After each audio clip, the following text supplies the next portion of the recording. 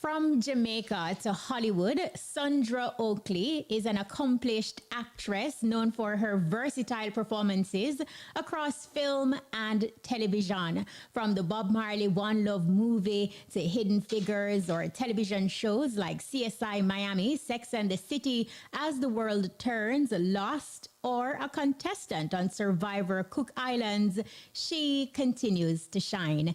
And today we journey with none other than Sundra Oakley on the road to success. Sundra, thank you so much for taking time out of your busy schedule to take us on your awesome journey. Welcome. Thank you so much. Thank you for having me. Awesome. Now, let's begin with your foundation. How would you describe your childhood and where did you grow up? How would I describe my child? I've never been asked that question. How would I describe my childhood?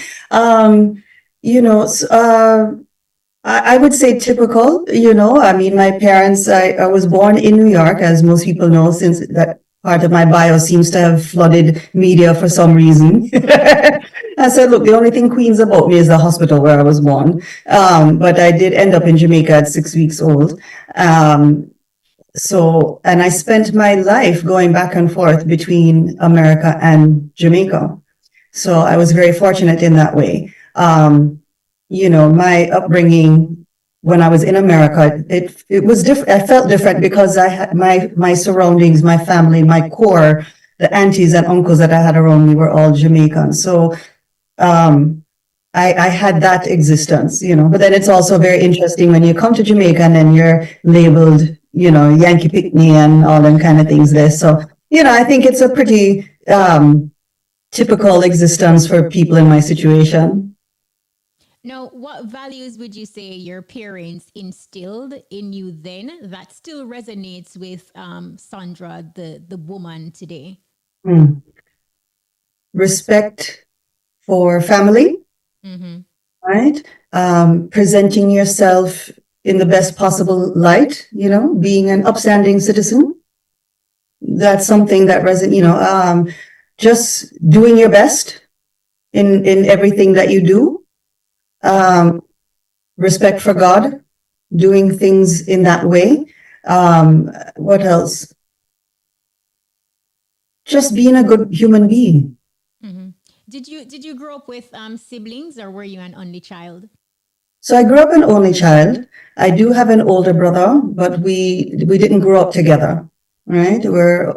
So he grew up with my grandparents.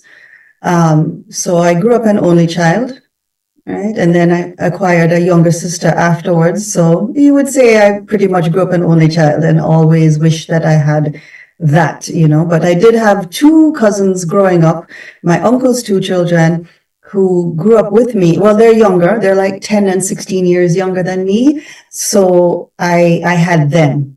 They were like, especially the one that's closest in age to me, more like my little baby doll. Okay. Now you mentioned earlier that you were privileged enough to be back and forth between the U.S. and Jamaica. Did you understand then the different cultures in the two spaces, and is there anything that stood out to you in terms of where did you prefer more? Well, What was your preference? I always preferred Jamaica. Jamaica was home to me, you see, right? And it's funny because people will ask me, and I said, I don't know. It was just something within me. I just always resonated. Jamaica is home. Maybe because, like I said, I went once I was born, and then went to Jamaica at 6 weeks. I had this back and forth existence, but that's where home was. That's where grandma's house was. That's where I did everything, climb tree, pick nesberry off the tree, and to get the cherry juice from the cherry tree that she have in there. That was from when my mother was young. Um, America, I never quite felt like I quite fit in. Got you. Whereas Jamaica felt like I didn't have to think about if I fit in. Mm-hmm. And yeah. And of course, I remember the first time I had American friends over and we had fried fish. And that's when I learned that, oh, Americans don't eat fish with the head on it. Okay, so there is a cultural difference there that you experienced at a younger age. But take us to Sundra Oakley in the classroom, high school and college, university. Did you have any outstanding moments that, you still reflect on to this day? Well, it was in high school where I discovered my love of performing and where I discovered I want to be an actor. It was definitely in high school because even though I had been dancing all of my life, right? I mean, from the time I was about 4 or 5, I was taking ballet and tap lessons. It wasn't until high school that I said, "Oh, I want to do this acting thing," and it wasn't one performance or one person who lit the match that started the flame with the fire. It was just this gradual knowing, which I feel like has always been something in my life. It's never usually one inciting incident, but maybe just a growing knowing within me. Mm-hmm. I did Yeah. some digging and realized that before your passion for acting, you also took a liking into archaeology, and Mhm. you also wanted to be a lawyer. So, at Yep. what point did you have your process of elimination? No, to say acting is truly what you wanted to do. So being an archaeologist came up when I was very young. So we're talking about 8, 9 years old, maybe. Mm-hmm. And if I remember telling this story. So my auntie Beulah, she married an Italian man when I was very young, and she had a son that was just a couple of months older than me. So we were able to play and grow up as cousins. So anyway, when she moved to Italy, and I would go and visit them in Italy during the summers, and learning about just digs, like digging, and it was Pompeii. Pompeii was the study that I had that really set the stage for archaeology. Like really, there are these things that are maybe if we dig up the road, there will be some relics from God knows 1,000 years Mm-hmm. ago, 2,000 years ago, and that fascinated me. I don't know why, and I thought that would be a really cool thing to do. Don't ask me how I plan to do that or what kind of living I thought I could do with that. And then being a lawyer now, um, I feel that I've always had this thing in me of fighting for justice, right? I feel that I speak up for the marginalized, the oppressed. I hate to see injustice of any kind. Like if I see somebody knowingly lying, or you hear a politician that's talking rubbish, and you're like, oh, like I said, maybe in a former life I was a freedom fighter or some sort of martyr warrior because I just have this thing within me. So I feel that law was something I gravitated towards because of that. And I also think, maybe it just seemed sexy. You watch enough law movie and TV show, you figure, me can do that, man. I can do that. And that would explain why some of the roles you play, like you're acting as a lawyer in some of those movies. But we'll get to that when we cross that bridge. Um, before, talk to us about, like, after you finished acting school, what was that process like? Did you have gigs readily available, and what was that transition into the real world like for you?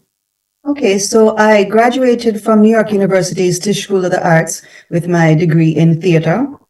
And I was fortunate in that I had a wonderful friend of mine who had been with his manager since he was a child actor. And he introduced me to his manager.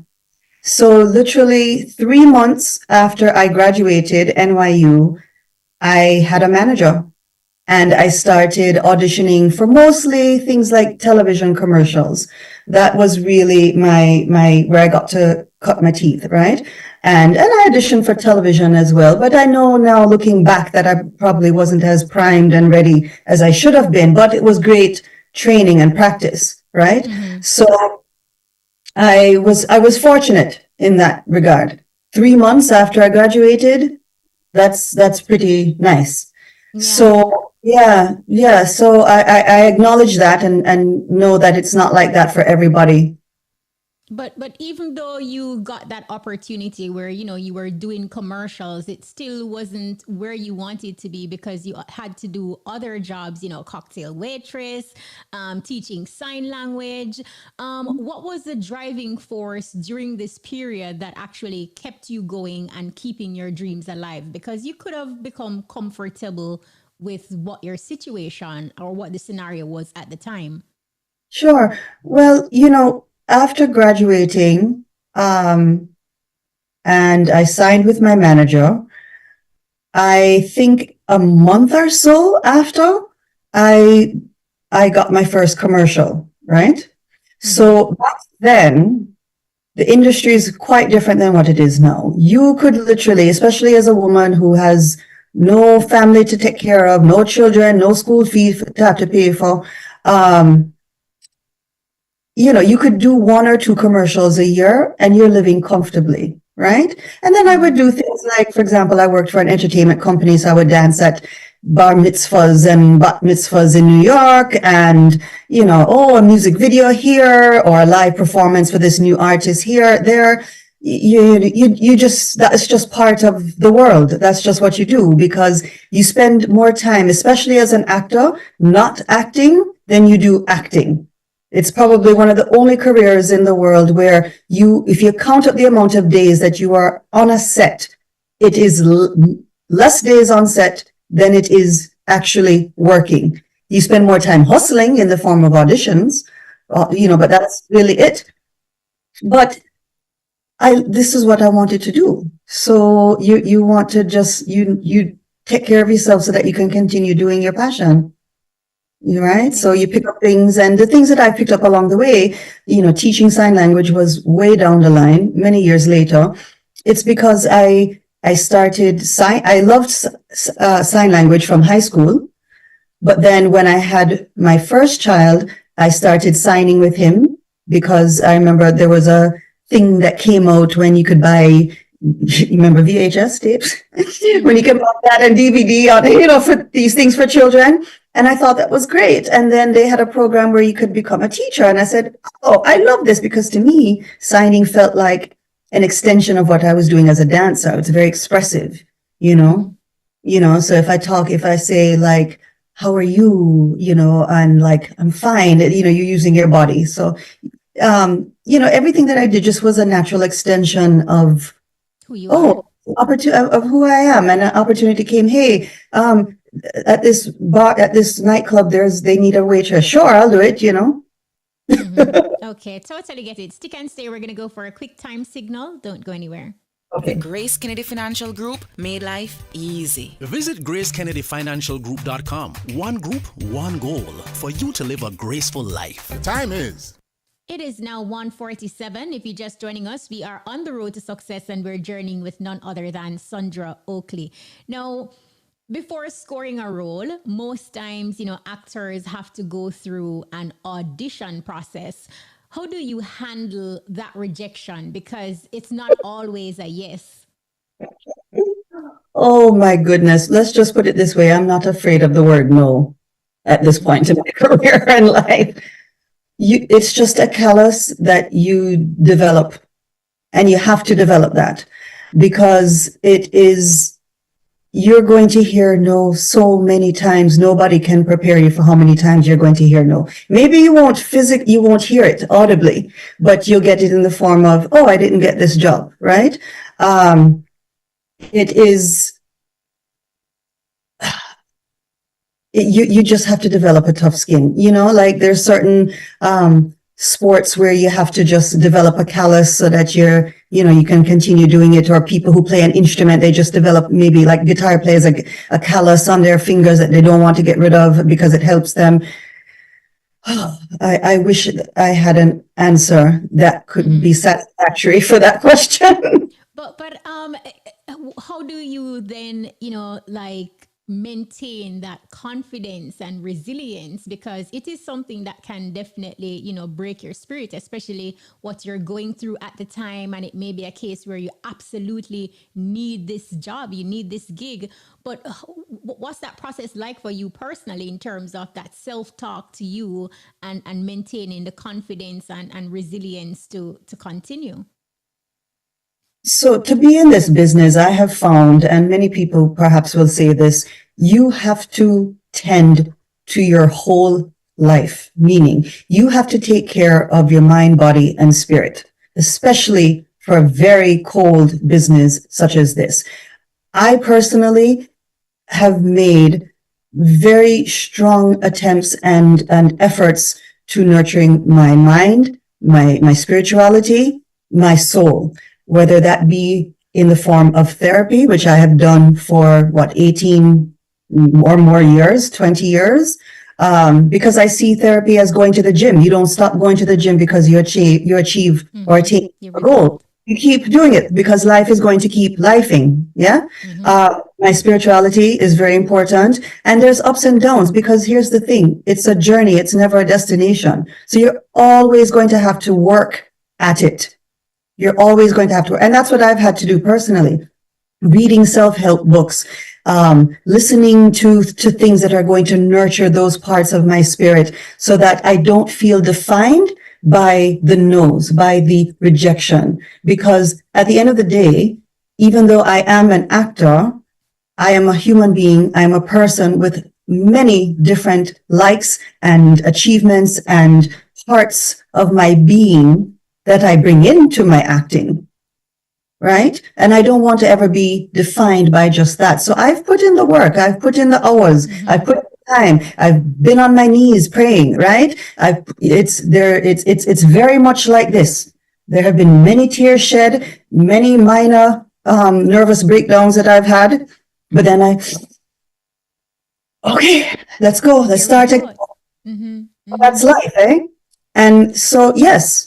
So I get it. It's never perfection at all. And I don't sit here and try to make it seem as if, I just have it down pat. No, I probably will have a little nervous breakdown afterwards because I'm dealing with other things right now. But, you get the tools so that you can say, all right.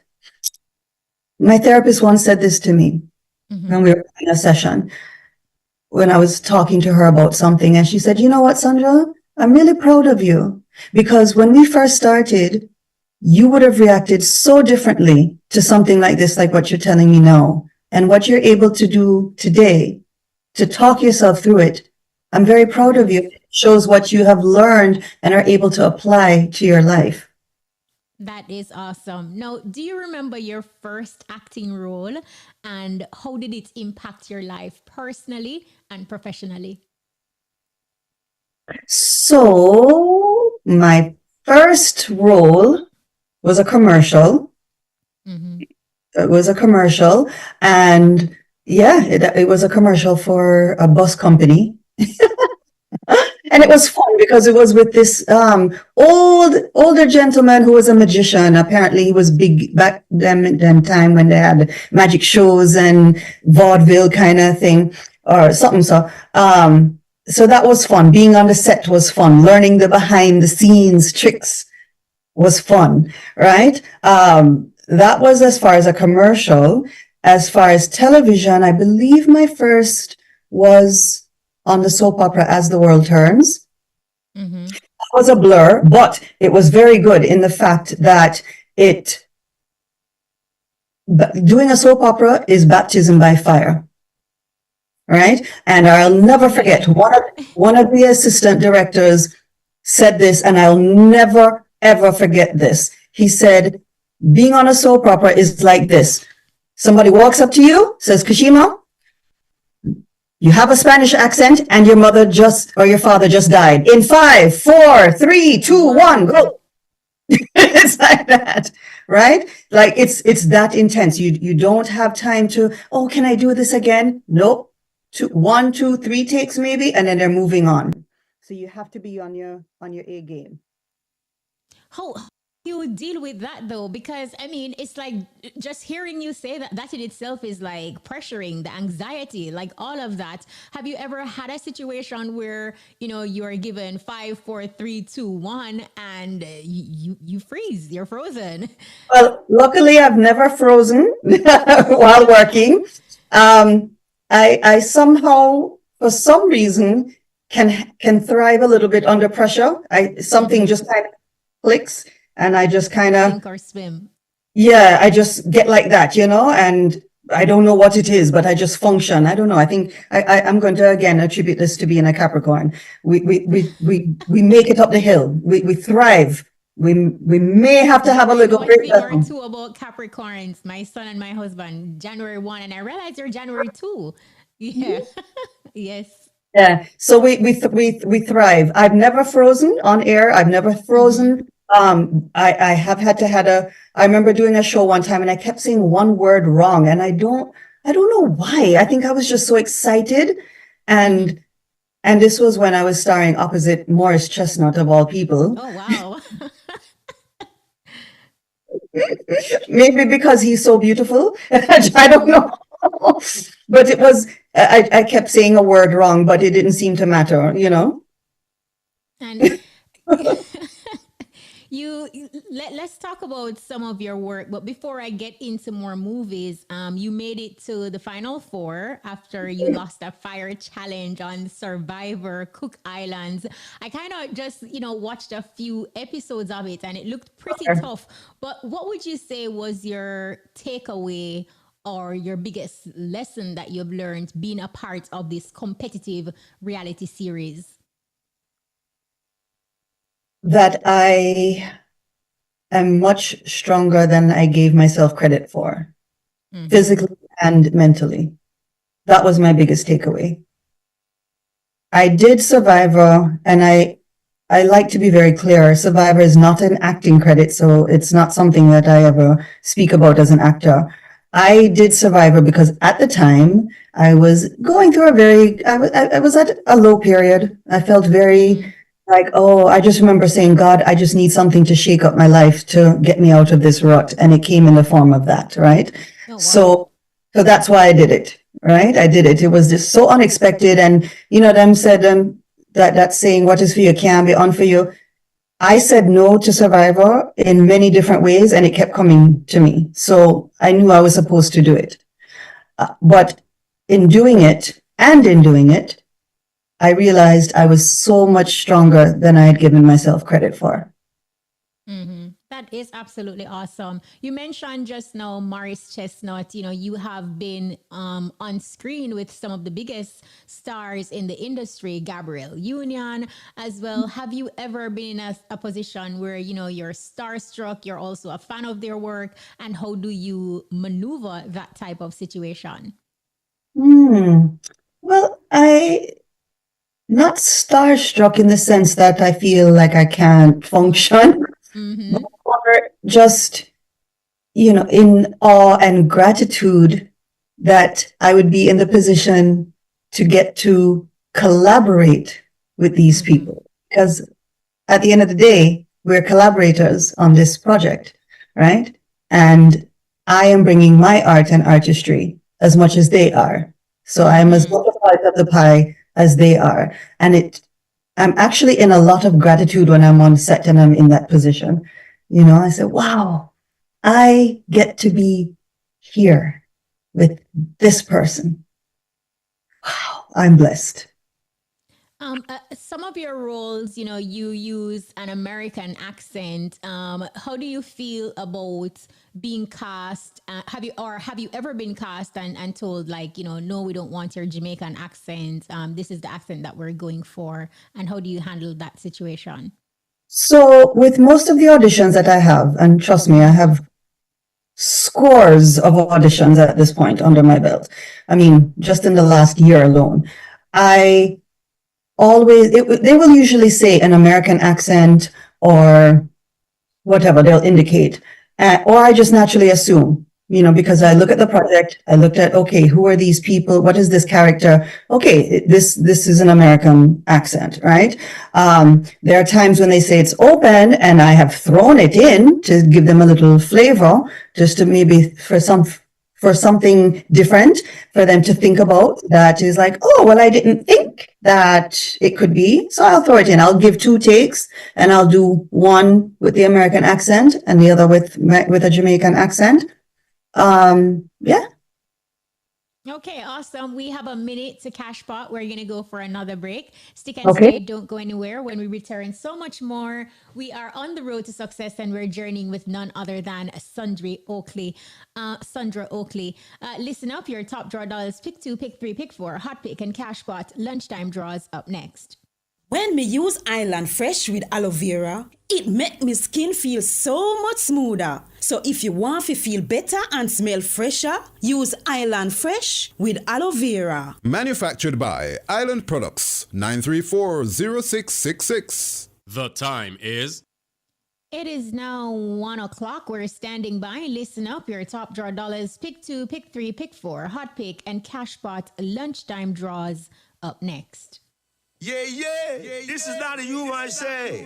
Iowa FM is roots rock reggae. Here it is. And all the Supreme Ventures lottery games. This could be your lucky day. Get your tickets out and let the games begin. Good afternoon. It's Thursday, March 28, 2024. I am Taiba. Welcome to this afternoon's Supreme Ventures live game draw. Before we begin, here's a quick look at the mid-morning winning numbers.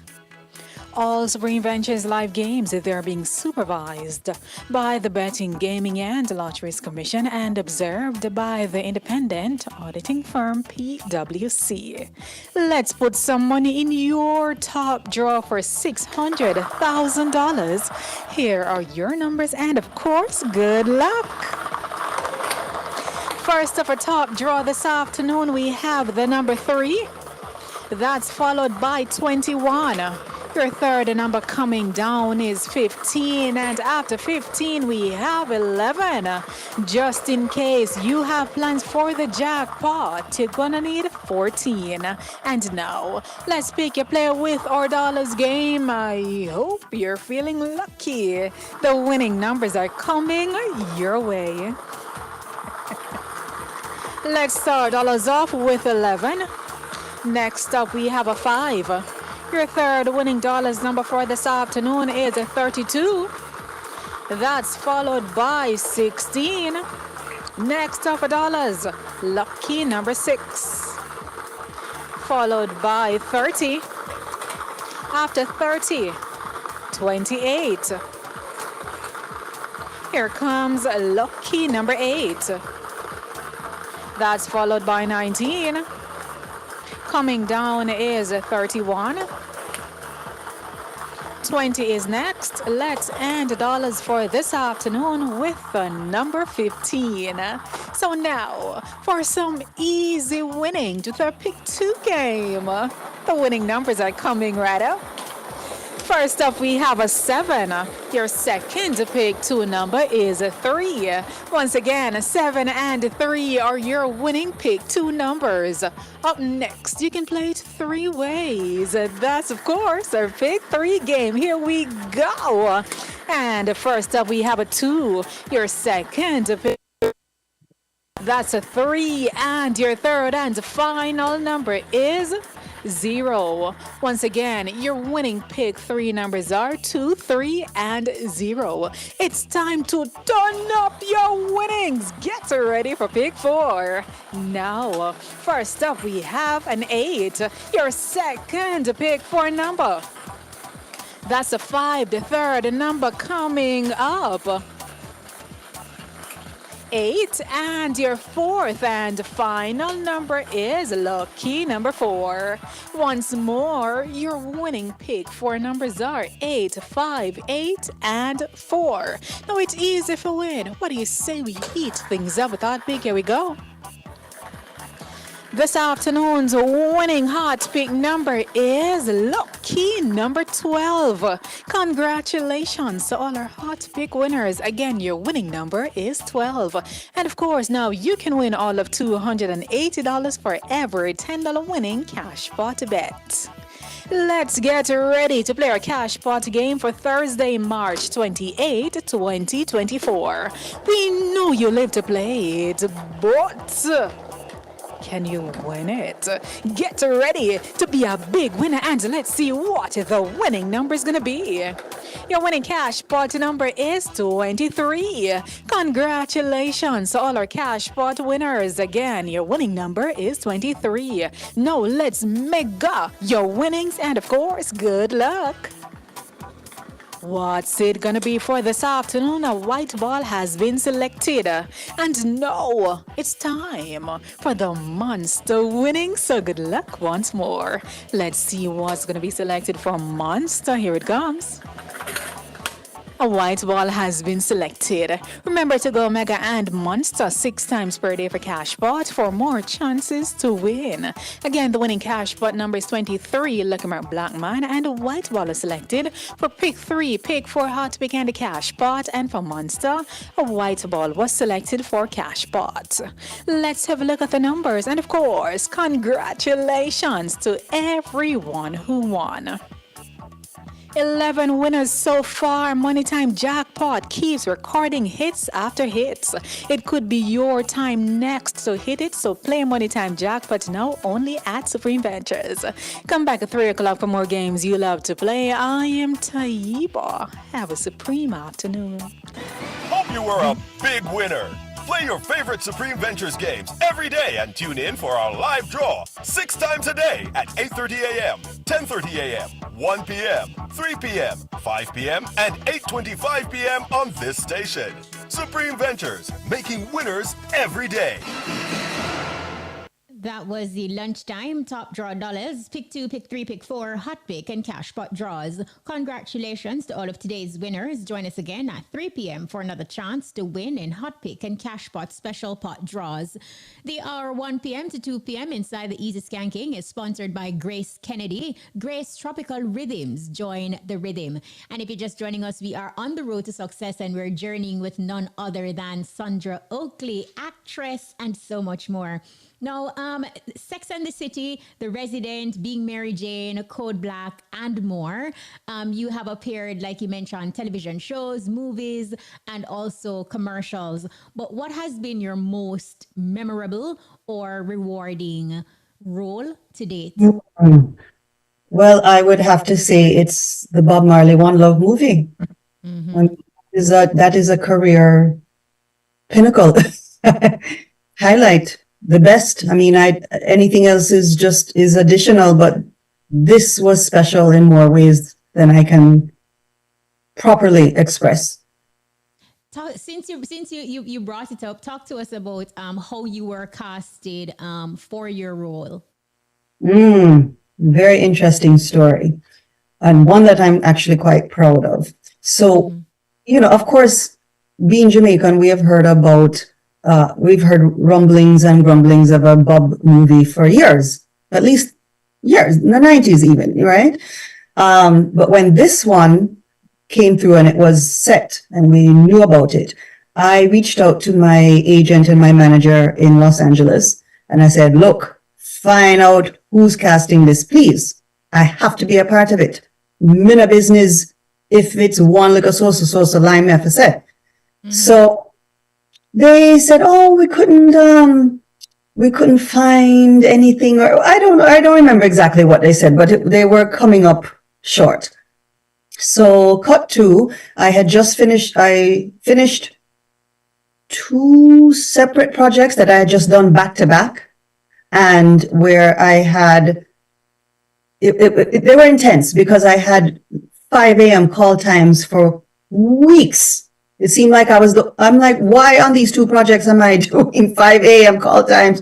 God, why? But anyway, grateful for the work, grateful for the day's work.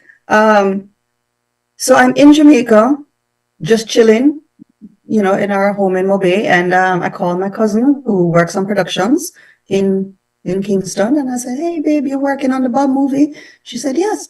I said, who's doing the casting for that? And she said, oh, Kareem Blake Chin, KBC Casting. Sent me the number right there on WhatsApp as I'm sitting there in the living room, and finished the call with my cousin. Immediately called Kareem, and I introduced myself, gave her a little, elevator pitch to let her know who I was. And, so she knows I'm of something.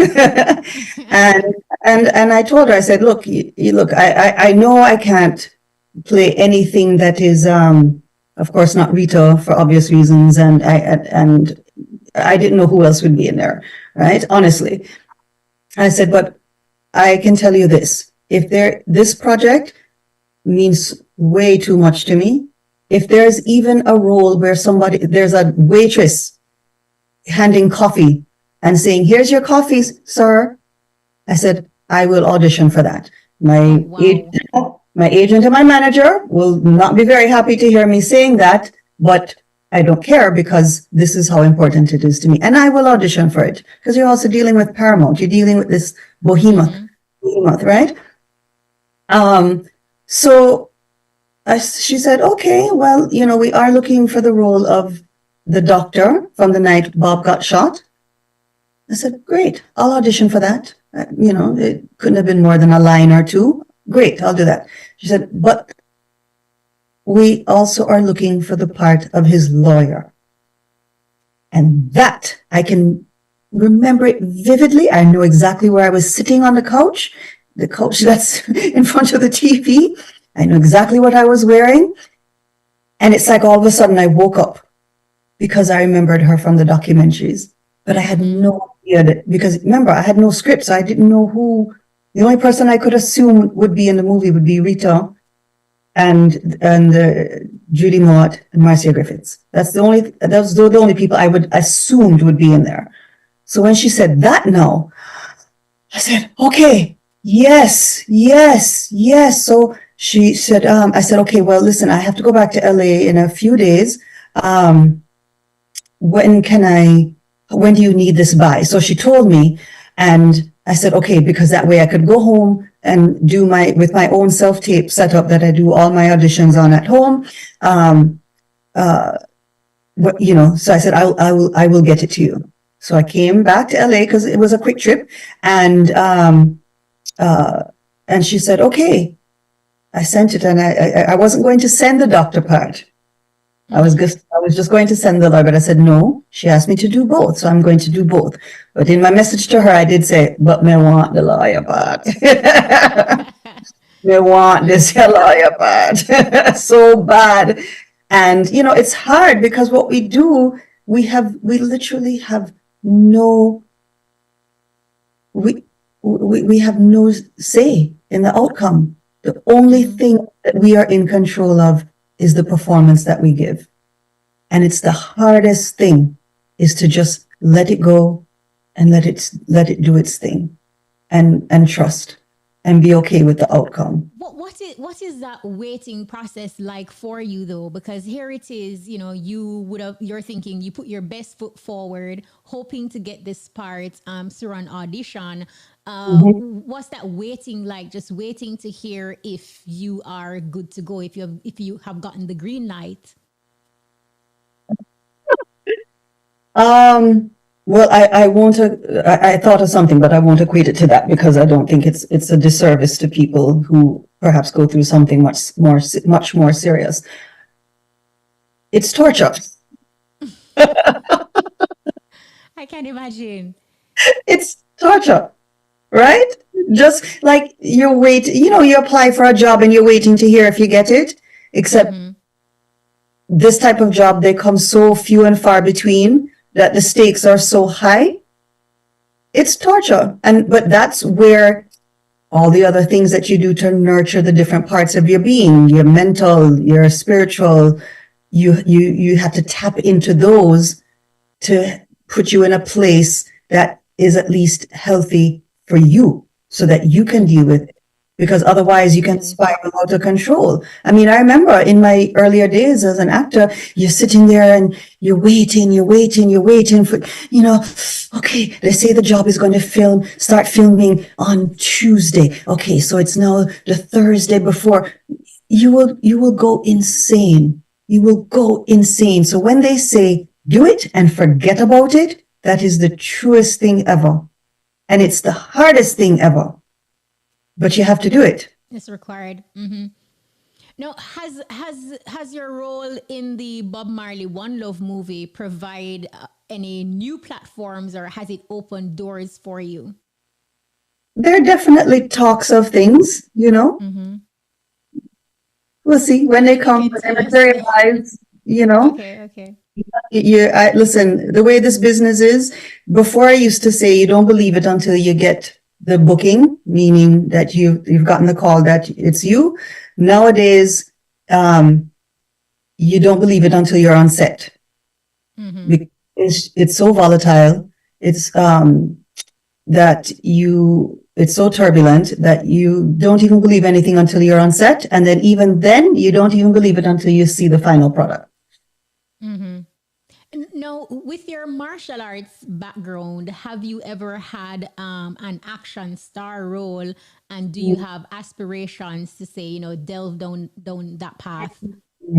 No, I haven't. And yes, that is one of my biggest dreams, is to do some action, because I'm very physical, and I love the martial arts. And that is, and you don't really get to see Black women showing that side on film. And I do it. I don't have to train for a movie for it. That's what I do. Right? So, that is one of my biggest dreams. And I have it on my vision board, and I have plans. I see it. I stumbled on a video of you on YouTube, just kind of like you showcasing, your skills and how you walked in. It's like that whole energy, and how you lift the martial arts space, what appeared to be a gym. I'm like, okay, I can definitely see her as an action star, just, doing her thing on screen. Yeah, well, that That's thing on good. YouTube, that's the person that you saw me punching with. That's my actual Sifu, my actual teacher. Oh, wow. Yeah. Yeah. And the man with the sticks, that's my husband. Right. In fact, we met at that martial arts school. That's our actual school in Los Angeles. And, that's what we did. And that was actually one day after training. We just said, oh, let's just record something, Look here, it worked. It absolutely worked. I said, watch your stepping in hot. Bad girl business. It did have a vibe. I can absolutely see you doing it. But what draws you to a script or a character when considering a new role? I go with my gut. I go with my gut feeling. If I am reading a script and I feel the need to start doing something else, like something catches my eye, oh God, I have to dust that table, or oh, let me go vacuum this area now. Then maybe that's my gut telling me that it's not fulfilling for me. Now, on the flip side, if I can't stop going through pages, that's usually a very good sign for me.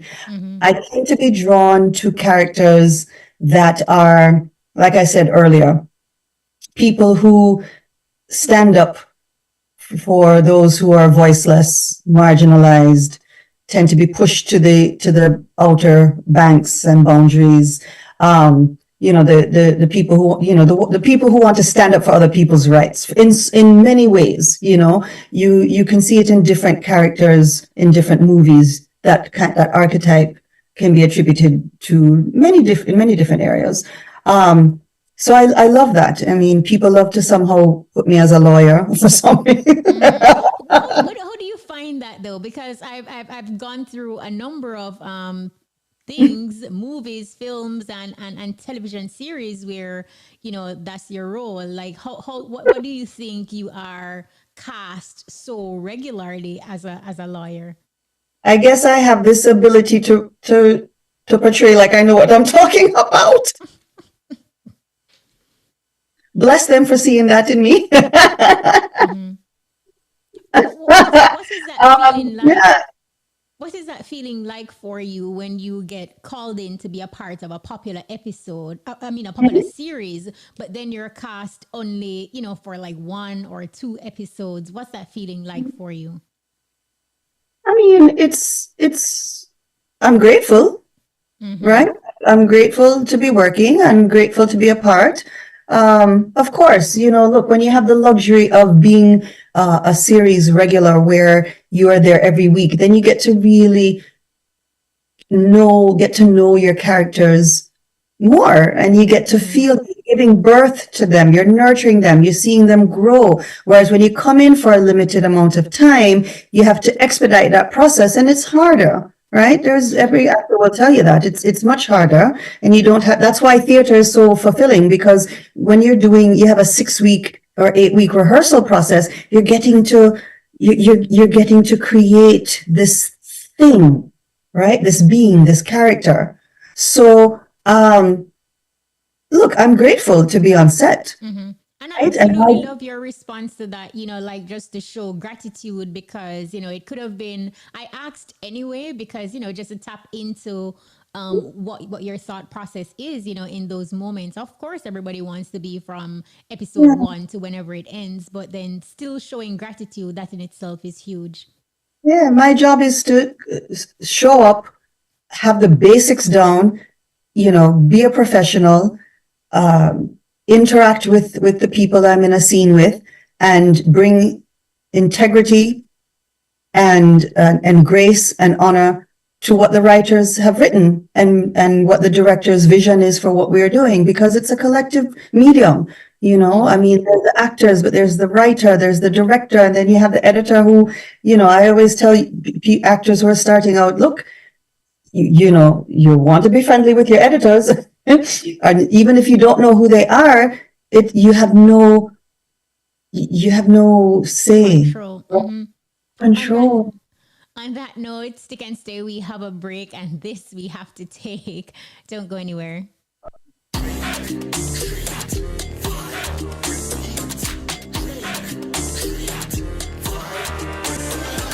the rhythm, enjoy the flavor. The taste that you savor, share with your friend and your neighbor. The taste that you favor, join the rhythm, enjoy the flavor. The taste that you savor, share with your friend and your neighbor. The taste that you favor. Grace Tropical Rhythms, join the rhythm. Importers, the Jamaica Customs Agency is revolutionizing your clearance experience as our contactless clearance process becomes mandatory on April 2, 2024. This process will facilitate the clearance of all non-commercial personal shipments at our seaports with a CIF value of less than $5,000 being inspected by customs without you or your agent present. You're encouraged to make your payments using our customs mobile app, JA Customs Connect. Fees payable to your shipping agent and warehouse operator remain applicable. For further information, contact your freight forwarder or email contactlessclearance@jca.gov.jm or call 876-922-5140-8. The JCA's contactless clearance process is convenient, efficient, and secure. Jamaica Customs, keeping our customers in focus. Mellow Vibes would like to thank the following sponsors: Smirnoff, GK Insurance, Sign Channel, and Superior Honda. Mellow Vibes, Saturday, March 13th at the Mass Camp. Must be 18 years or older to drink and live responsibly. ID required. Do you remember Coral Garden incident? It's been 61 years since the 1963 Coral Gardens atrocities. Join the IRFM outside broadcast crew as we commemorate the atrocities with the Rastafari Coral Gardens Benevolent Society this Friday, March 29 at Albion Heights in Montego Bay from 10 a.m. to 5 p.m. under the theme Community Reparations Now. Come view the historical Rastafari exhibition. Enjoy the spoken word artists live performances, drumming, chanting, and participate in the discussions forum on the way forward. That's a live outside broadcast from the 61st anniversary commemoration of the 1963 Coral Gardens atrocities this Friday, March 29, live from Albion Heights in Montego Bay on the People's Station, Irie FM. It's our greatest hit. The $8.1 million Money Time jackpot has been won in St. Catherine. That's the 10th and biggest Money Time jackpot won. Next time might be your time, so buy your tickets now. And tell them you're not like hypocrite up a website and you're Saturday, March the 30th, Rough Strike presents 90s Playground, happening at the Shaz Grounds in St. Anne's, featuring music by DJ Ashile, DJ Liquid, and DJ Marvin. Make my people we sold 3,000, 4,000 at the game. Music from the 80s, 90s, and early 2000s. For info at 90s Playground. Get your tickets at eventplug.com. 18 years and older to drink responsibly. Yardman Online Delivery Service is celebrating 4 years of serving St. Anne, and they're giving back to you. Join the Irie FM Outside Broadcast crew live from the Town Centre in Ocho Rios this Saturday, March 30, 2 p.m. to 5 p.m. for all the excitement. Come participate in the games, prizes, and surprises, or stay for the live performances from special guest artists. That's a live outside broadcast from Yardman Online Delivery Service, Saturday, March 30, 2 p.m. to 5 p.m. on the nation's #1 Irie FM. Real Yardman thing this. Ferncourt High School Class of the 90s presents the second annual Football Fiesta Luncheon and After Party, Saturday, March 30th at Ferncourt High School, featuring T-Mex Movement, Satellite Sound, DJ Kenneth Reed, Shakespeare the Don Dada, and much more. Come out and watch Ferncourt High and Brownstown High the Costa Cup teams, Team Cheng versus Team Yellow. Ferncourt Football Fiesta is brought to you by Precision Home Innovation, Bri Auto, Irons Garage, Shaz Service Station, Dynamic Chemicals, and Speed Plus Auto. Live broadcast on Irie FM.